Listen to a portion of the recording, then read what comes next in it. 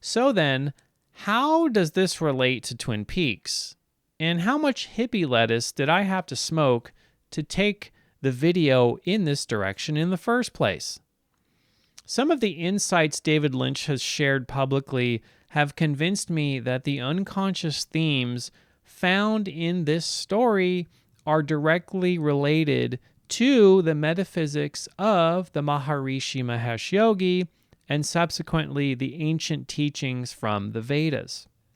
Now, the Maharishi himself, having a degree in physics, talked often about the relationship between quantum physics and the purely conscious origins of this reality we inhabit.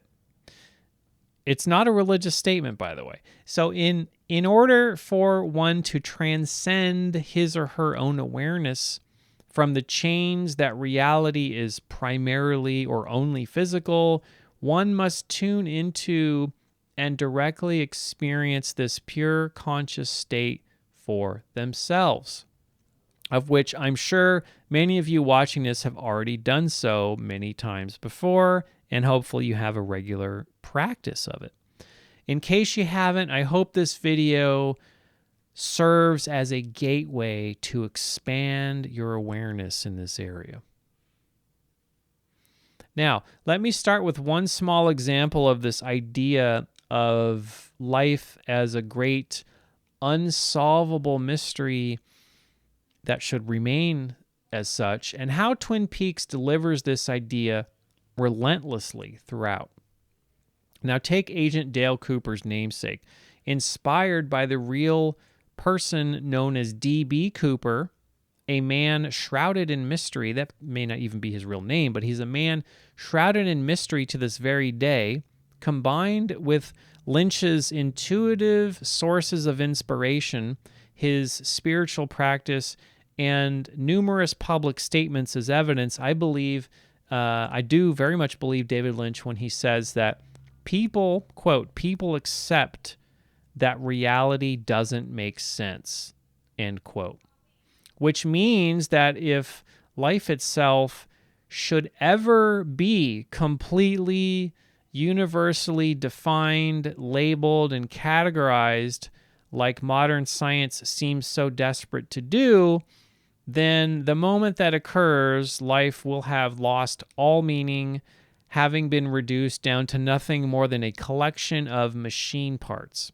Which is to say, if the mystery of D.B. Cooper were ever to be definitively solved and reduced down to a series of definable events, there wouldn't be anything, or at least nothing of that is compelling anymore about that story, the same way that life feels far more interesting and worth living when we imagine the possibilities instead of resigning ourselves to just one certain fate or another.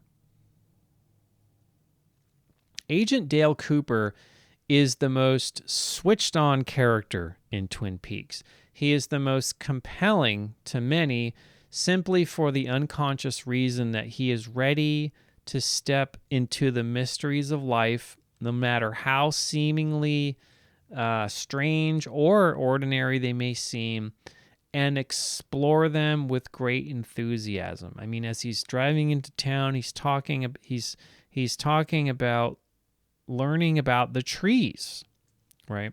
So on so many levels, he's switched on. An FBI agent investigating a murder, but on another level, he's an investigator of life, embracing the mystery of existence, fascinated with trees, enthusiastic about coffee and pie, open to any experience which comes his way in a thoughtful and deliberate manner. The reason we like Agent Cooper, at least on one level, so much is that he holds up a mirror to the secrets of living a good and fulfilling life. And a good and fulfilling life isn't one that needs to be terribly grand or spectacular or complicated. And we could all use a little of that as a reminder. The funny thing is that something Coop has is within reach for all of us in some small and yet undefinable ways.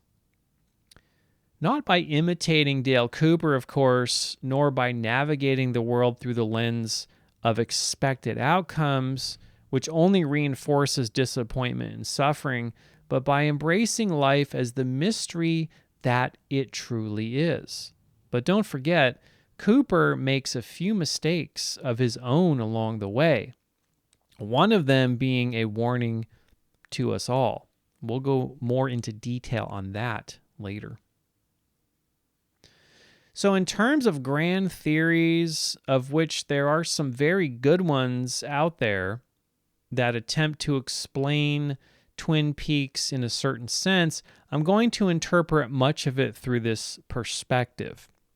Having said that, I found a number of compelling influences and connections along the way to other works, including film, television, and also at least one piece of finished art. There's one painting that's very influential in Twin Peaks as well.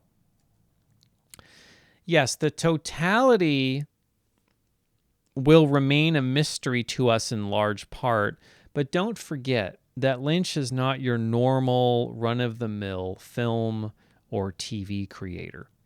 He has been a lifelong practitioner of transcendental meditation before I, or most of you, or even your parents were even born, for that matter. This has to count for something in Lynch's work.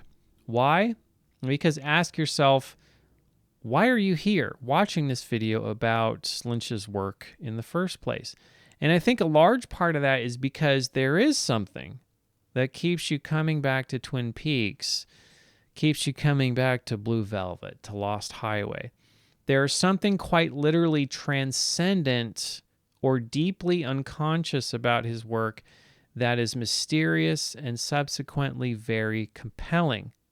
And none of it's by accident, although paradoxically, it's done without trying, in a sense.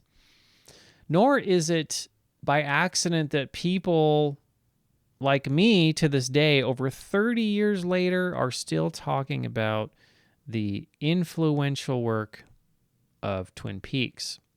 Now, the big secret is it will never completely make sense, and yet paradoxically, mystery is an integral part of human existence as it gives rise to all of the possibilities in life, and that's what makes life so special.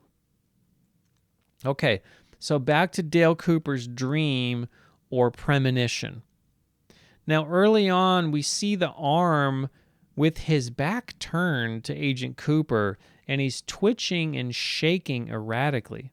Then the arm seemingly snaps out of this trance. He whips around and enthusiastically says, "Let's rock." And of course, all the speech is backwards, of course. Now, I don't want to say too much here because I don't want anyone to get the wrong idea. But anyone who practices TM should be able to understand the significance of this scene. It would be a waste of time to try and explain this, but suffice it to say that what is happening here makes perfect sense from a certain perspective, and I'm not going to go into any more details than that. Now, Lynch seems to develop his ideas deep from unconscious inspiration a lot of the time, which is commensurate with the often dreamlike feeling conveyed in his work. The dream world is entirely mental and non-physical or transcendent in nature.